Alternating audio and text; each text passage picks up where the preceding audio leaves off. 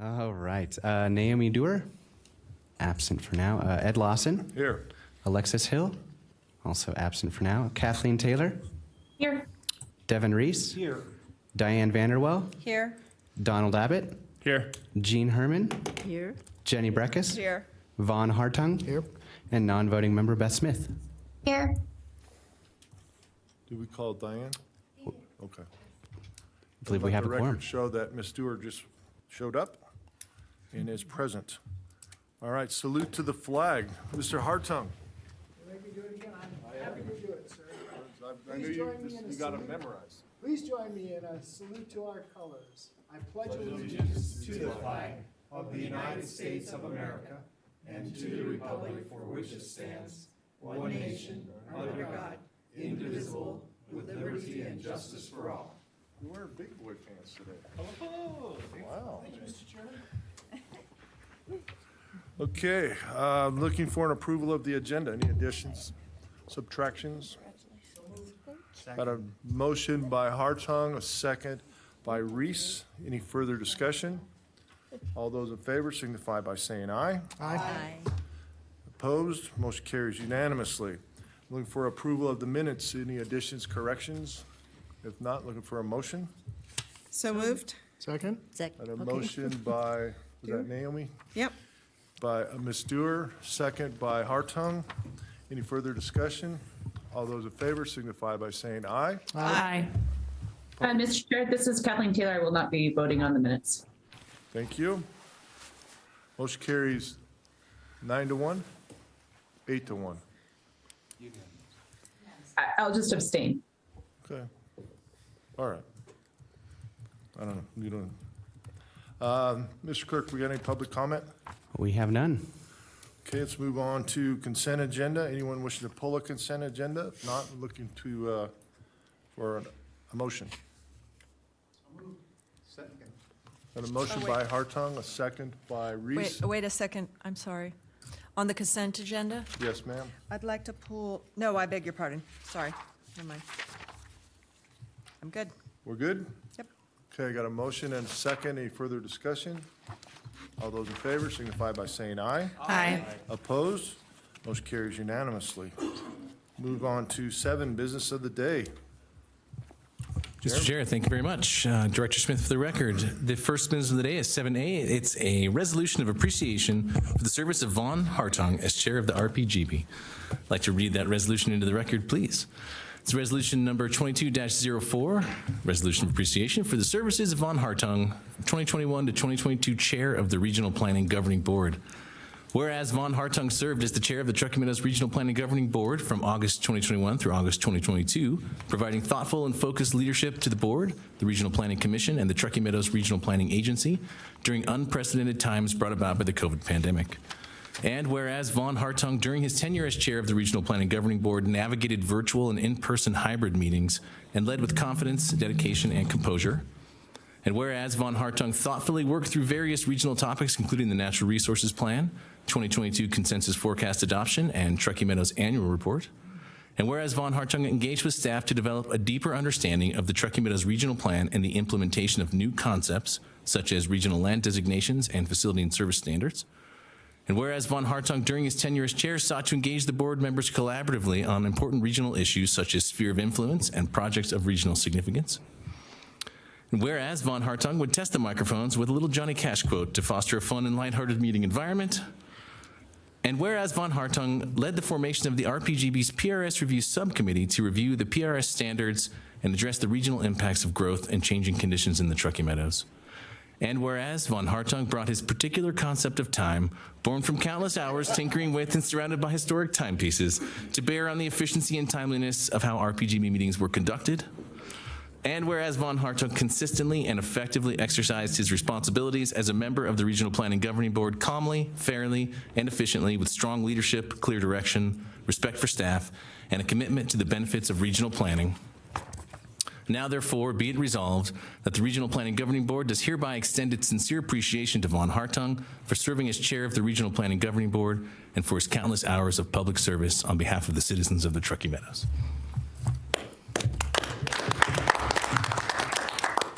Okay, you got one dad joke for us before we No. move on?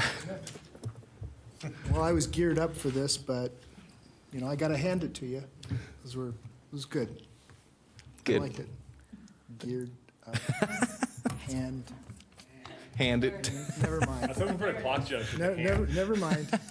Gears and When you have to clocks. explain it, it's not a good joke. Well, no, I can't speak for your non-understanding of physical timepieces, so, All right, thank you. thanks, Vaughn.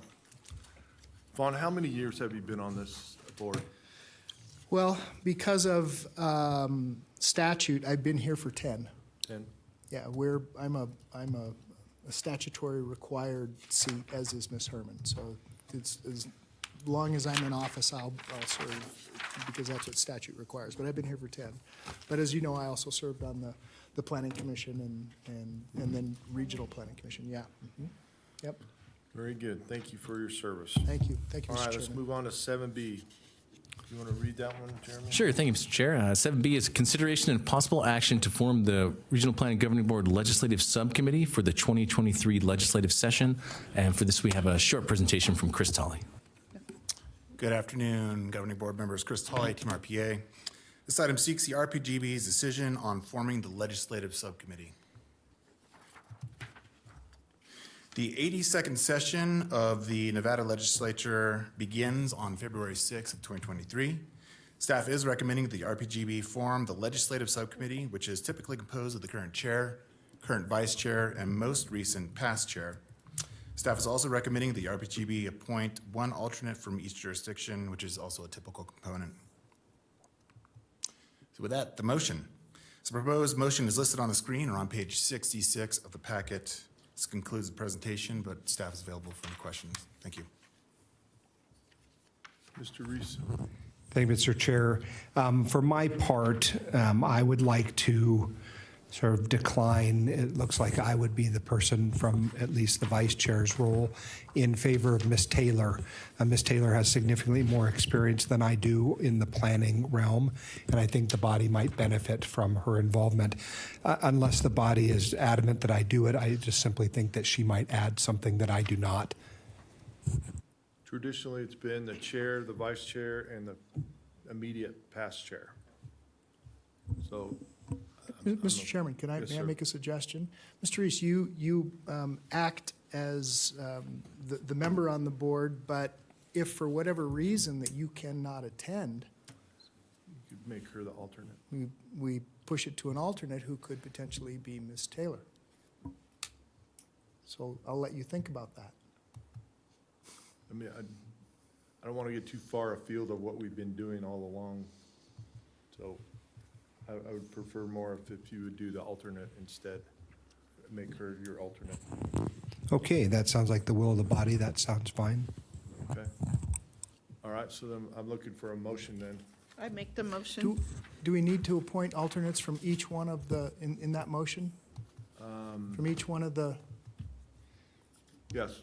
Mr. Yes. Chair, I think you can appoint the alternates of who are the members of this body from each jurisdiction in toto, so that if one alternate's not available, then we automatically have someone else I who's think ready. that's a phenomenal idea. That's, yeah, and just, I'm sorry, Keep it Mr. simple.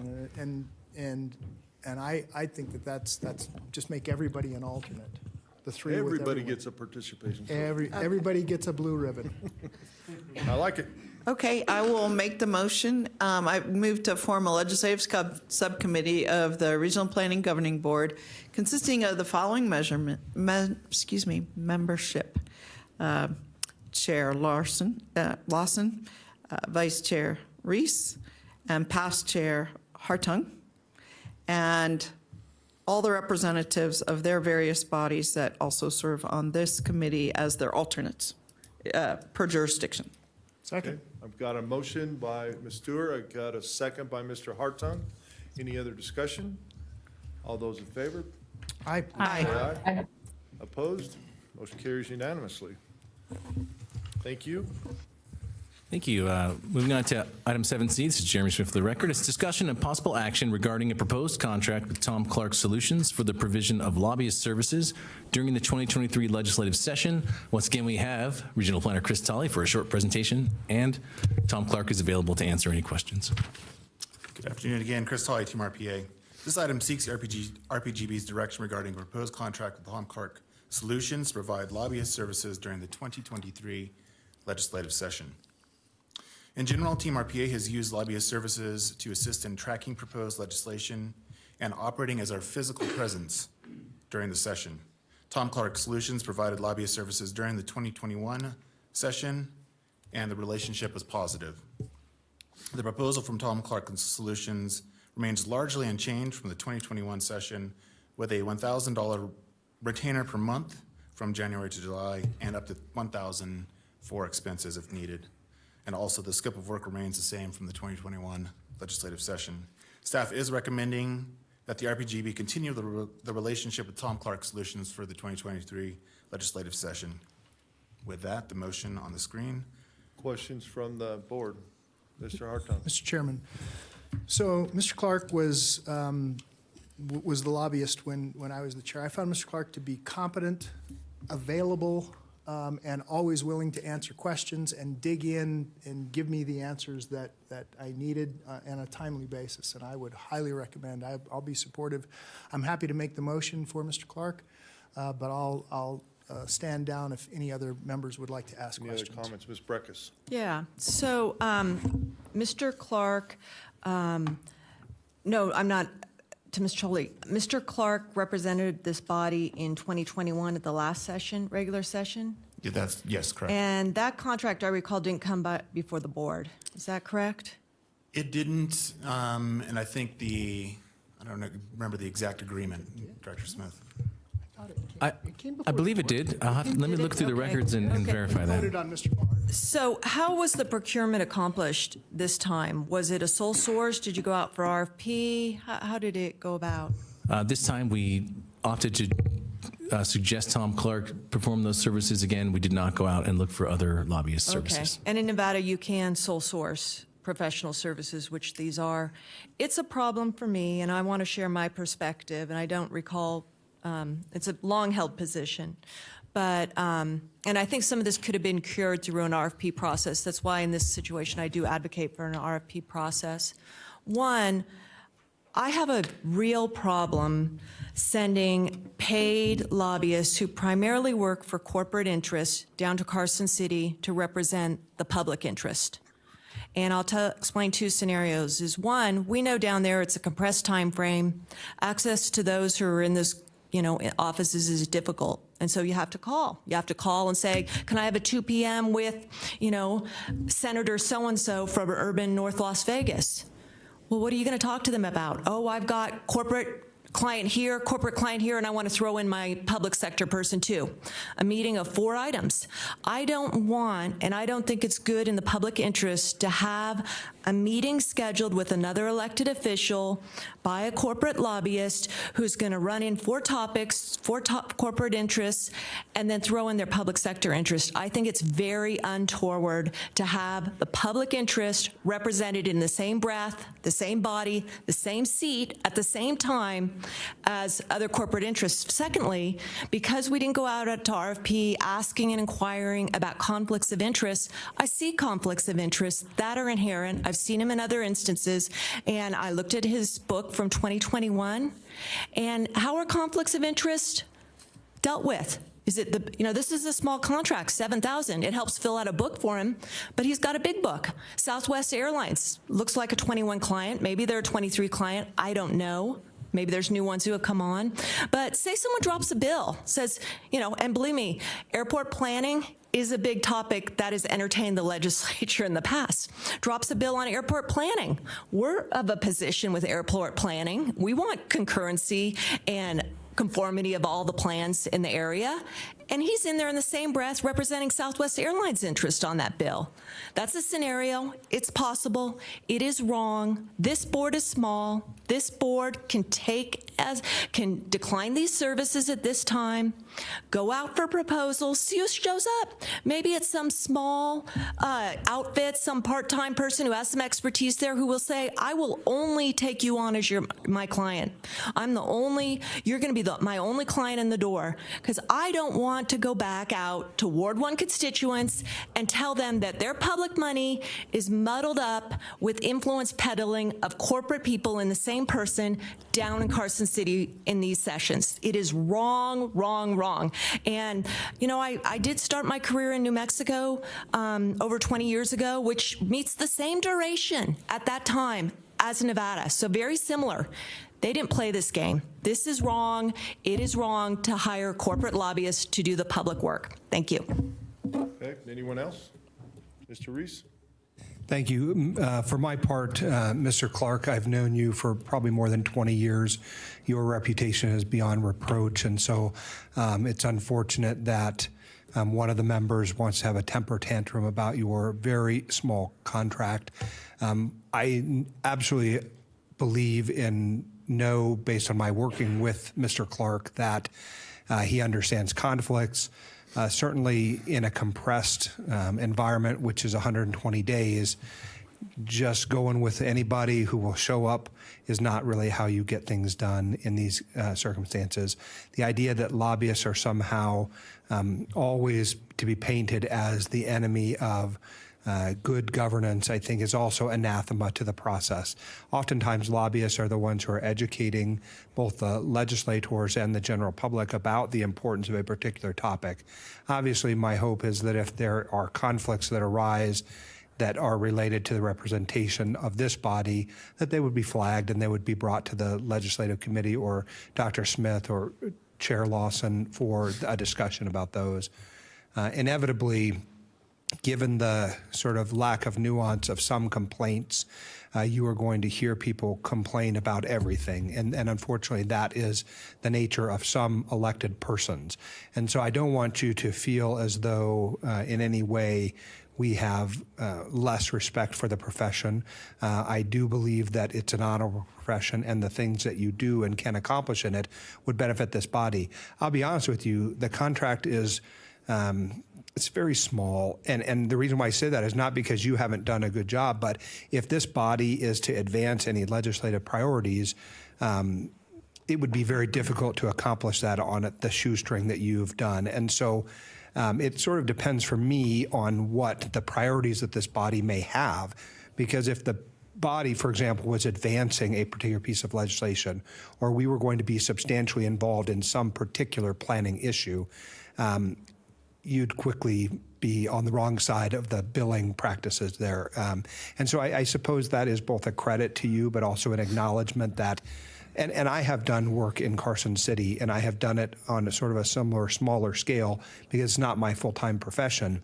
But in the cases where I was advancing the interests of a particular client, and in my case, it was a nonprofit, and you end up being down there for 30 hours trying to make the legislative process work, you will have been doing us basically a public service. So just something to think about as you think about where our body's needs lie, because I don't know what the body would be advancing or being involved in other than just kind of a monitoring to see that we don't get whacked on the nose, right? Those things can be very difficult and challenging, and oftentimes it's just the idea of being in the building and knowing who the players are. And so just any Johnny or Jane come lately who shows up to say that they are in fact a card-carrying lobbyist is not going to be able to navigate that process with success. So in the end, and I guess I've spoken longer than I had intended to, but just please understand that I'll be supportive of the contract, and I think it's the right thing for this organization to do. Anyone else? Mr. Chairman, Yes, Mr. Hartong, may I make a motion? please.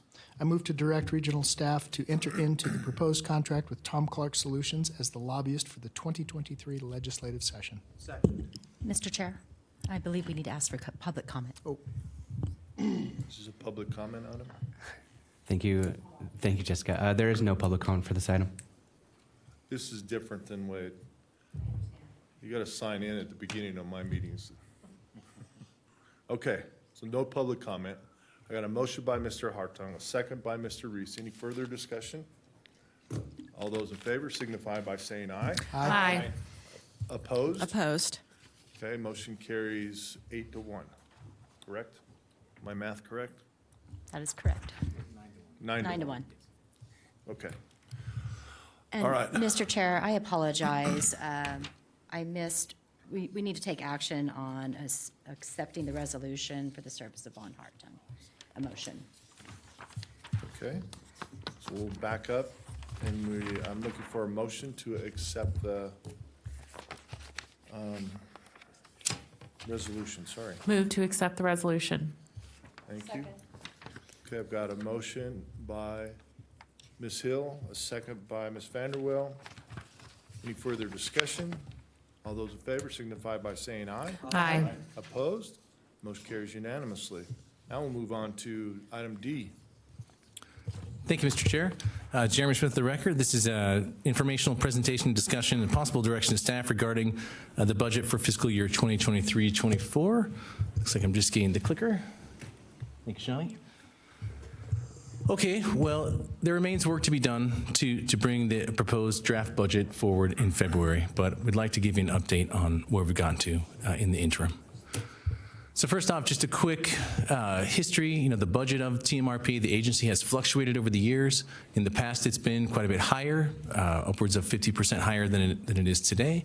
Obviously, the Great Recession had impacts across government, and so regional planning's budget felt that as well. And we've slowly been moving back up in budget over the years since about 2012. Typically on the order of 3 to 5%. About 3 years ago, we negotiated a 7% increase to the allocations with the jurisdictions, and we've held that static for 3 years. So we're talking about, we've had some conversations, leadership of the board, Chair Lawson and Vice Chair Reese, along with the city and county manager, cities and county managers met to discuss potential increases to the allocation to TMRPA to foster organizational stability and to really make sure that we have the horsepower we need leading into the 2024 update. We talked about the possibility for up to a 24% increase to the allocations. So right now, you can see the allocations in the first column. That's currently where we're at, to a total of about $827,000. If we were to increase up to this number, 24%, it would translate to $80,000 additional dollars from the city of Reno and $60,000 additional dollars from Washoe County and the city of Sparks. And that difference is due to board membership. There's 4 members from the city of Reno, and so the city of Reno ends up paying a little more. I think where we got to in the conversation was I've been tasked with creating a 5-year budget prospectus that would show exactly how these monies would be spent and the timeframes within they would be spent and when we would really need to reach that 24%. And it's certainly quite possible that in this first year, it could be a lower amount, and then we would try to keep up with inflation as we move forward. So that's the work that remains to be done for me, and I'm committed to getting that done by the end of the year, re-engaging the leadership and city and county managers and reaching a consensus on that. But just to kind of talk about why do we think we need this allocation, I've got just a few things to go through.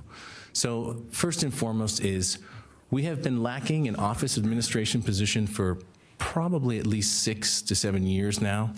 And,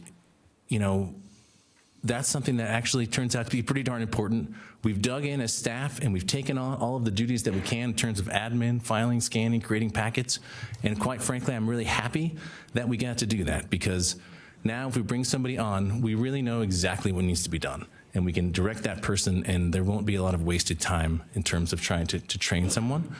But I really believe also that bringing in some office admin help is going to allow staff to focus on stuff like the projects I'm about to talk about, our caseload, and the actual planning work and GIS work that we do. And so I've done a little bit of discussions with Robert Half, which is a temp agency, but they also help with placement of these kinds of individuals. And so there's some potential there to get some help to try to find somebody. And if we were to approve the budget in February, that would be, after that, a time to begin a search.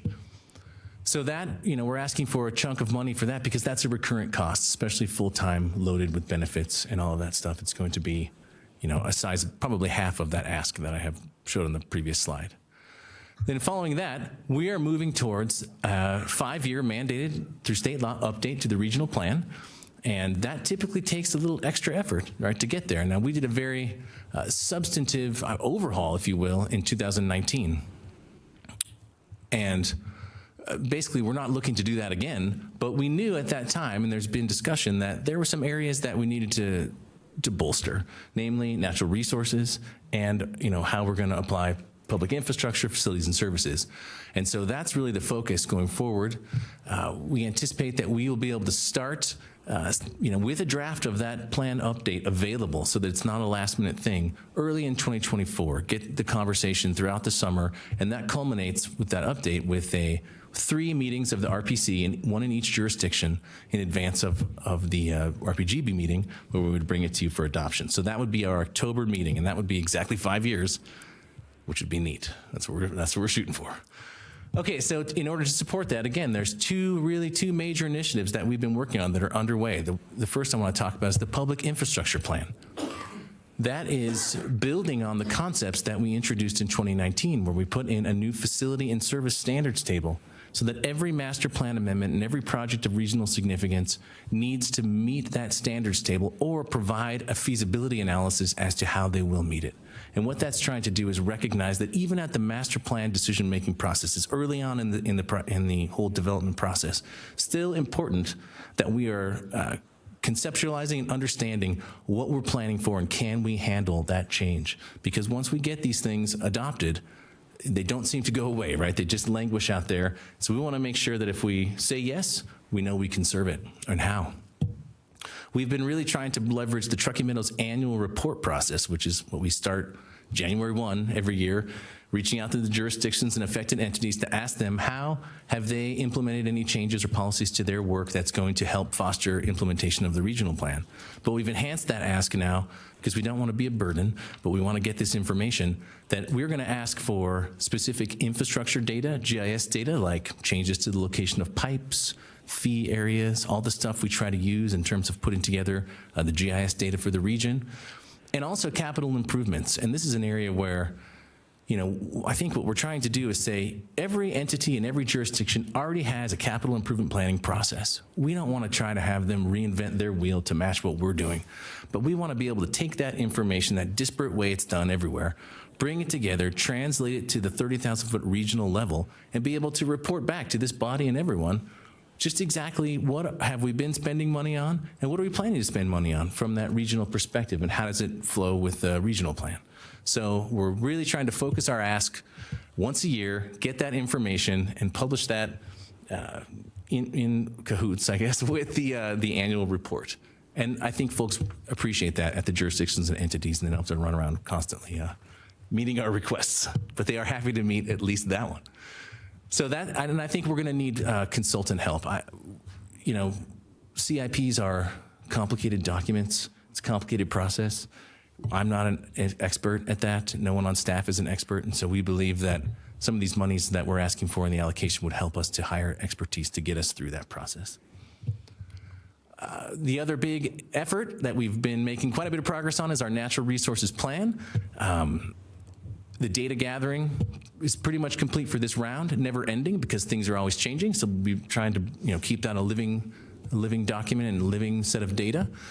But we have formed 6 categories for the plan, basically 6 substantive chapters. Each one of those chapters has 4 to 5 topics that are relevant to that chapter. So, for example, in physical resources, we would have a water quality topic, water quantity topic, minerals and mining topic, this kind of thing. And we've convened subcommittees of experts and stakeholders across these domains. They've given us feedback. We're working to, by the end of the year, basically put out outlines for each topic that we are going to then garner feedback from those entities so that we can actually draft this natural resource plan and get a draft by early summer, I would say, at the latest next year, so that we can get that out in the community and say, let's pound on it, let's hit it, right? Where are the holes? Let's find out what we're missing and really bring it around so that we're well in advance with these natural resource concepts, well in advance of the 2024 update. And there's some potential even to do some targeted stuff in October next year. Maybe low-hanging fruit like source water protection, some trail. We've done a lot of work on trails, so the regional trails plan could be incorporated. And then this concept from the data gathering, which we're calling natural resource consideration areas, or NRCA. We have already a policy that deals with development constrained areas, slopes, federal lands, playas, stuff like that, very strict. But what we don't have is a softer considerations area layer that allows us to understand for any location in the region, what are the suite of natural resource concerns that might interact with this proposed project or this proposed site. And so that's a piece of policy work that and mapping work that we're trying to move forward with to bring to bear. And I think would be a great, we would hopefully even, we're at the end of the process often with these approvals, but with our initial review memo, we're hoping that we can actually target a natural resource score right up front. So as it goes through the jurisdiction process, everyone's aware of what, we might be concerned of at the regional level. So that's a big one, and I think we're going to need some help on that front too, certainly web help to get our search functionality working, because I haven't figured it out yet. It doesn't seem like I'm going to. So finally, or not finally, but next we have still continuing our shared work program with the RTC for about $60,000. That typically goes up to $75,000 during an RTP year as there's more duties to accomplish. And then, as you know, earlier this year we approved the shared work program with the Western Regional Water Commission for up to $50,000, and we've already gotten some of those monies because we've helped them with the Regional Water Management Plan update. And then generally, the allocation can also promote the concept of organizational stability, which is something that regional planning has struggled with, I think, since the recession. And obviously, inflation has gone up. We talked about that previously. And that just increases costs for everything, our audits, bookkeeping services, whatever it happens to be. Obviously, we also have a regulatory caseload that we need to meet, and we don't control that. So that kind of goes on the whims of what comes to us from the jurisdictions and from the development community. And so we want to ensure we have the expertise and staff to meet that while we're still meeting those project goals. And so that gets to the concept of employee retention and making sure that we're taking care of our staff, which is an amazing group of people and does a really great job and is very dedicated. So finally, we want to make sure, and we've done, I think, a pretty good job of this, ensure we have a fund balance to take on any unforeseen costs, whether it's vacation sick time payouts for folks that leave, health insurance increases, giant percent increases to PERS, which we just see are happening right now, or you name it, whatever might come down the path. So next steps for me would be to work on that 5-year budget prospectus that really details exactly how we would go to spend that money and exactly what we feel like the needs need to be for the allocations year over year. And then early in January, re-engage leadership and city and county managers and achieve a consensus on, we agree that's a good path forward, and then build that as a budget to bring for adoption in February. So with that, I'm happy to answer any questions you might have, and the proposed motion is also on the screen. From the board, Mr. Reese. Thank you, Mr. Chair. For my part, I just want to say a couple of things. First, thank you to my friend and colleague, Mayor Lawson, for his leadership on this issue. We had very productive, I think, conversations among the jurisdictions, and the county, the city of Sparks, and the city of Reno share a very similar vision in terms of trying to ensure the success and viability of the organization. And so it's always nice to be rowing in the same direction. I don't know that that's always true on every board, especially over scope and time, but we've got great people. And so I just want to sort of say thank you to Mayor Lawson for his leadership in that regard. Second is really a comment to Dr. Smith, you and your staff. So I think part of the reason why I believe that the elected officials have, and the city and county managers have such a deep respect for the organization and understand the requests when they're made is that you have been good stewards with the resources that you have over a consistent period of time. And so it is the case that that trust that you have has been earned. And so I just want to say kudos to your staff and to you, Dr. Smith, for that. Because I do think that as a small agency, it would be easy to lose sight of the mission, but year after year you do a whole lot with very little. I think also your budget practice shows us that you end up with appropriate, fund balances and are driving a principled approach to how you conduct the work of this agency.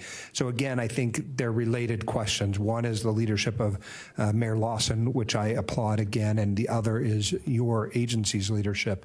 And so based on that, I'm very much, of course, looking forward to, after the first of the year, looking at the budget as it rolls out in due course, but have every confidence that that will happen, and that the way in which it has been approached by each of the organizations that make up the body is with good intention. So thank you for that. Mr. Hartung. Thank you, Mr. Chairman. Dr. Smith, can you go back to your first slide for me? Of course. The percentage slide. And you brought a couple of these things up, but I just want to basically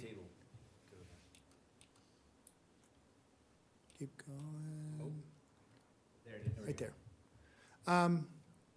So you feel that 24% is enough to cover, because PERS, and I'm glad you brought that up. We were all just recently informed that PERS would be going up substantively. And then, of course, I'm going to acquiesce to the rest of the board, but I think we need to look at the salaries that we pay our employees and ensure that we are paying them commensurate with the other agencies around town. And so that's one of those things where I think we need to, everybody's got to live. Everybody's got to survive, and it's getting tougher and tougher and tougher. I filled my wife's car up the other night, and even at $4, it was still nearly $100. And so it's really everybody's just trying to crack a nut. So I think those are. I don't know where we are in that 24%, but I want to make sure that we retain good employees. And there's nothing like historical knowledge. People who have been in your organization for a while and can answer questions and say, no, we addressed that in such and such a time. And so that it's imperative, because this is, and we all know this, we've all seen this in all of our organizations. This is the era of headhunt. It is. We at WRWC, our program director came from NDEP at the state. Very, very highly qualified young lady, but that's where we're finding employees. We're finding them from other organizations. So we are not immune to that. So I would just want to make sure that we are treating our employees correctly and are taking all of this into consideration, and look at, and 24% is a lot, but there's a lot mixed in that soup. Thank you, Mr. Chairman. Thank you, Mr. Hartung. Absolutely, we're considering all those things, and I think we'll detail that specifically in that 5-year prospectus that I'll be able to bring back, and we can see exactly how we would measure that out.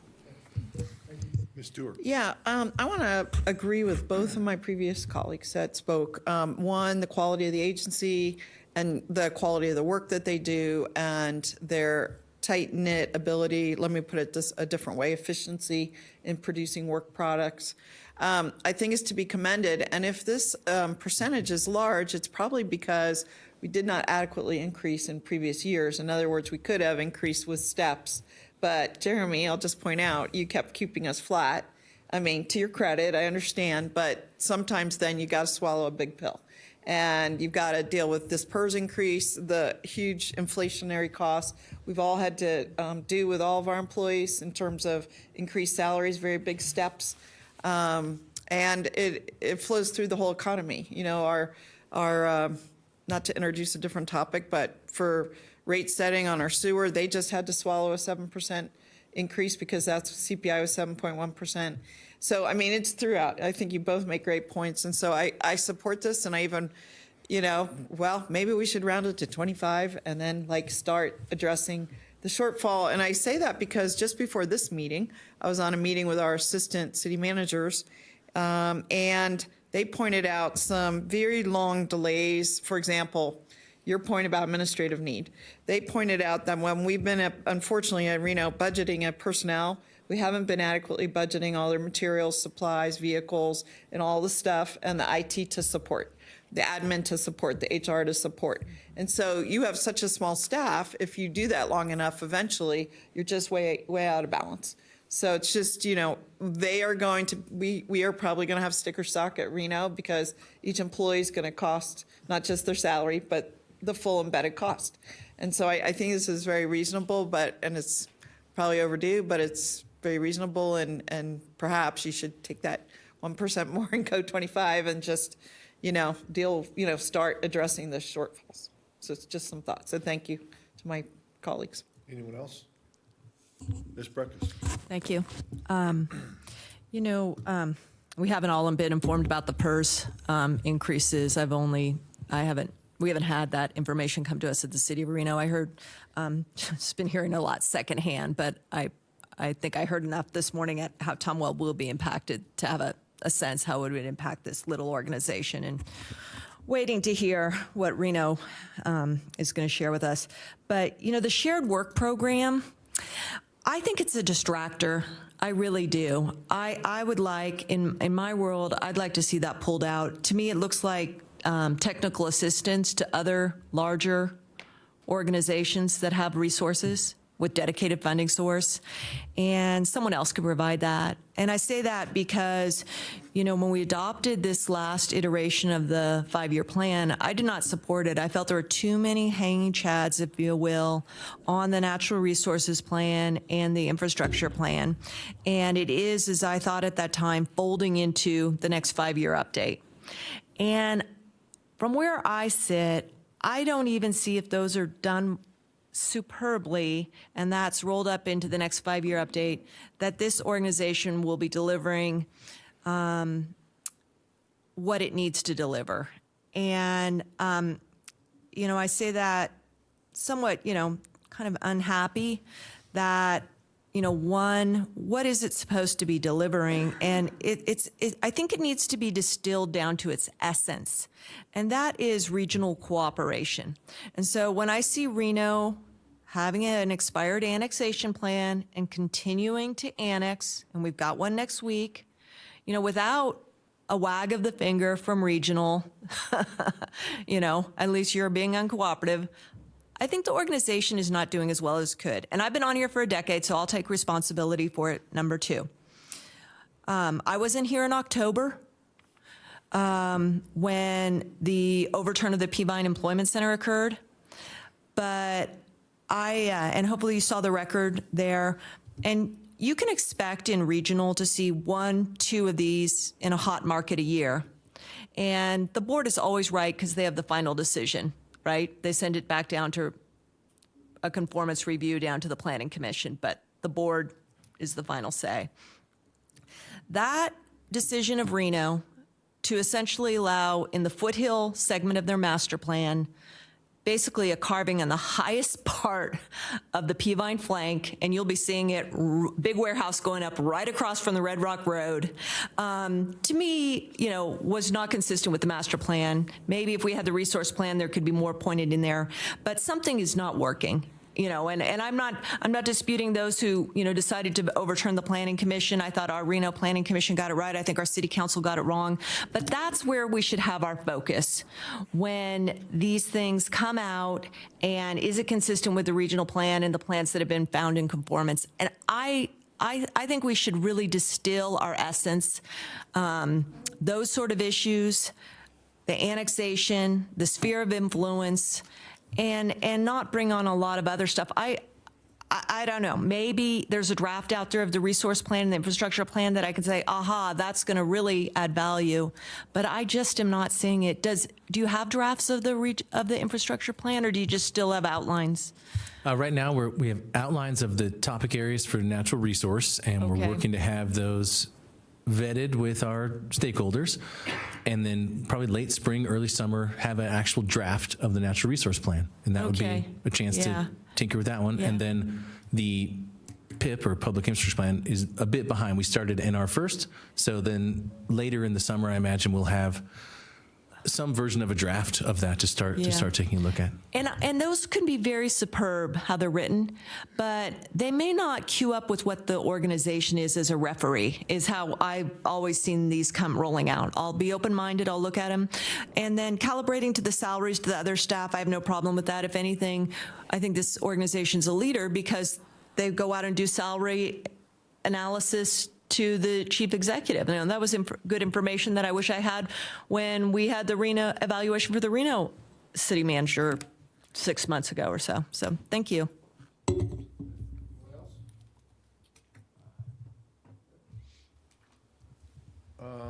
Chair Lawson, I think Kathleen Taylor may want to say something. She has her hand raised on Zoom. See, you guys are supposed to be watching that. Go ahead.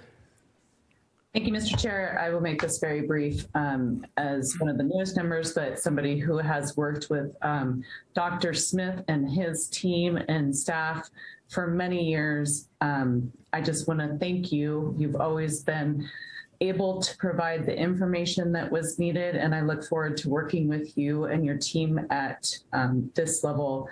And I am very proud of this organization to have been on the Planning Commission, and I'm very proud to be sitting here with you today. So thank you for everything that you and your team and all of the members do.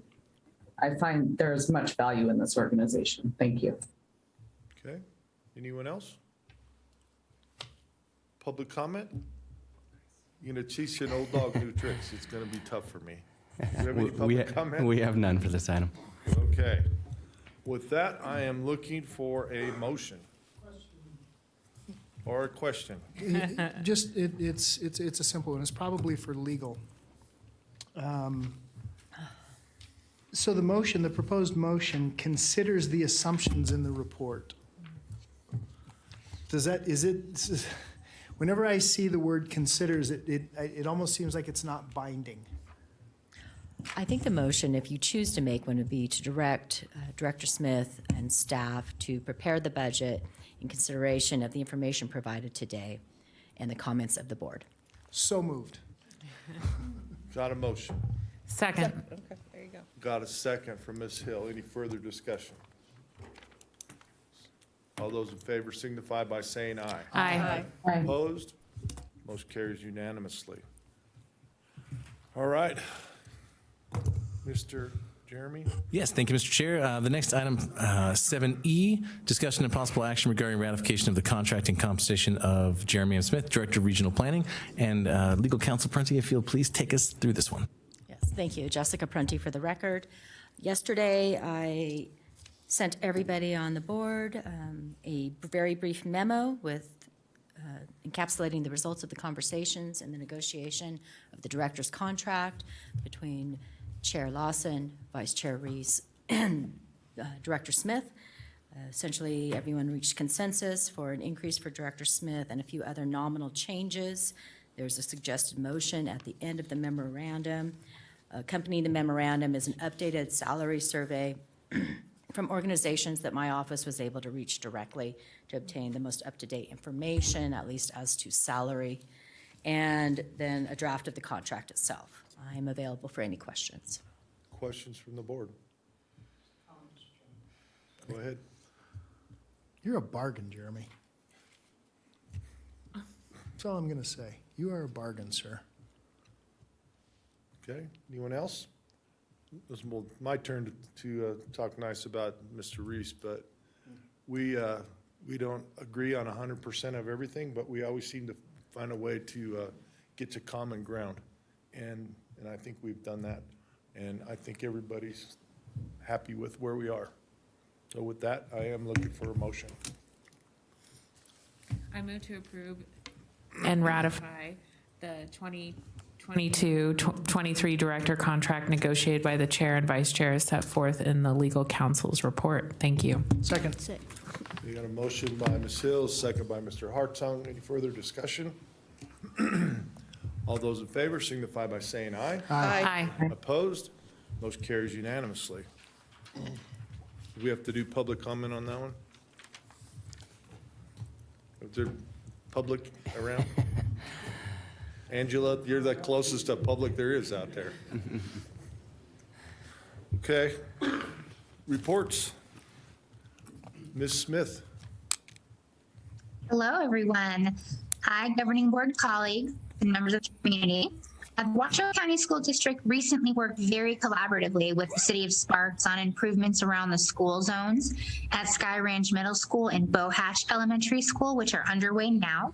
And we'd like to give special thanks to Governing Board Member Chair Lawson and Sparks City Council members Diane Vanderwell and Don Abbott, along with all of your colleagues at the city, for helping with really strengthening the partnership with the school district and sharing that mutual interest in the roads and the areas around our school.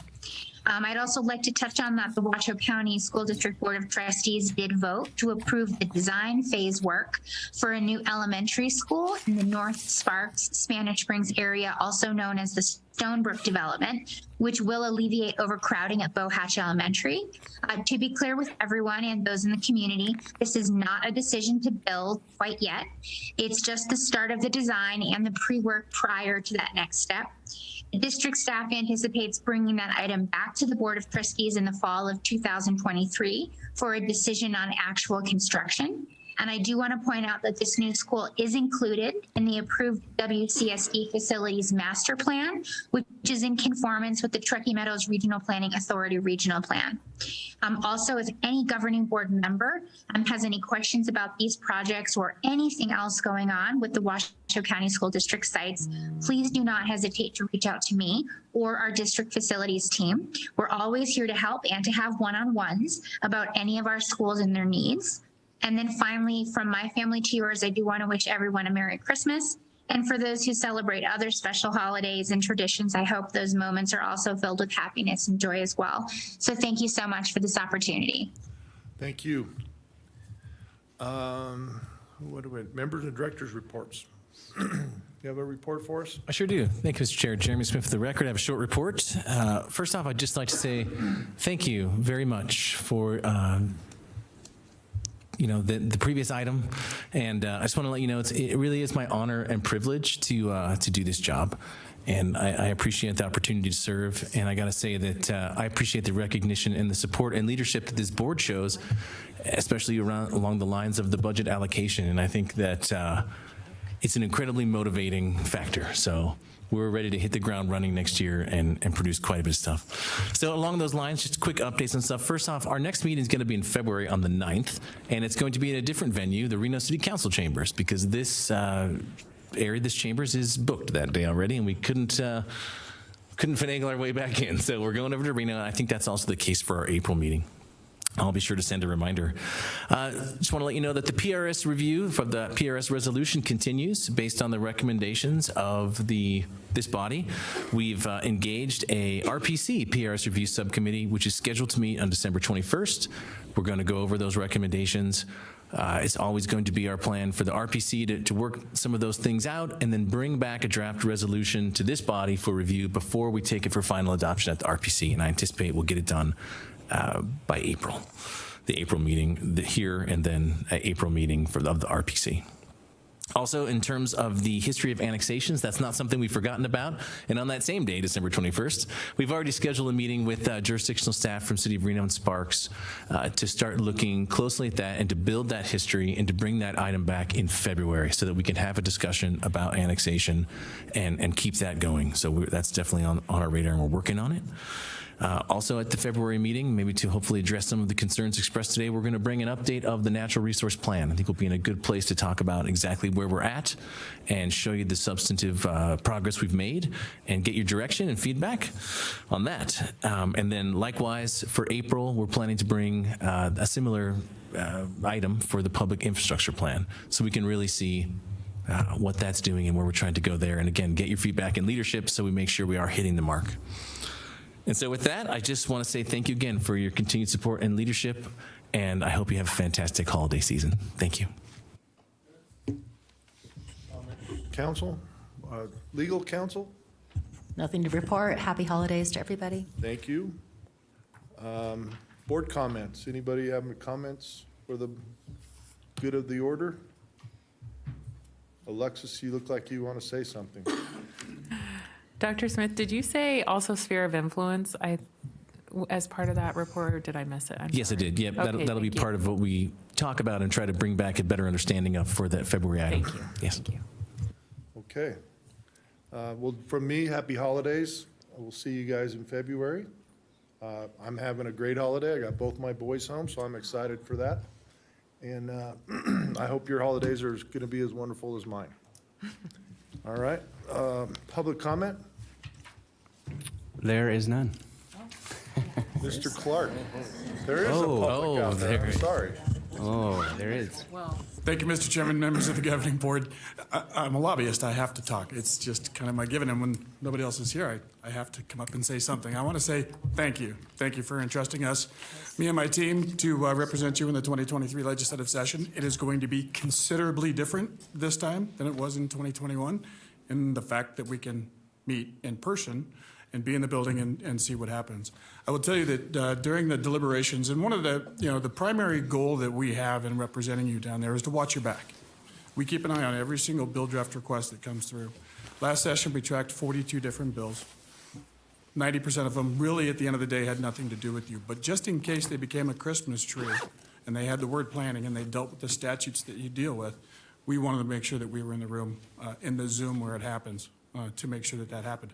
With AB 343, we were able to get Mr. Smith involved in the deliberations of that, and that changed the bill dramatically.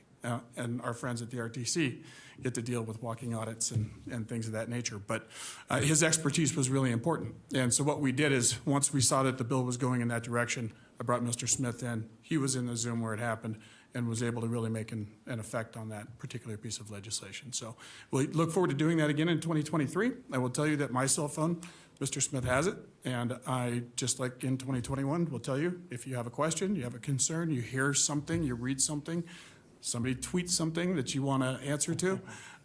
If we don't have the answer, I can definitely find the answer. So thank you again. We look forward to being your representative in Carson City. Thank you, Mr. Chair. Thank you. Anyone else? Do we need him to There's fill out no a one comment else. card?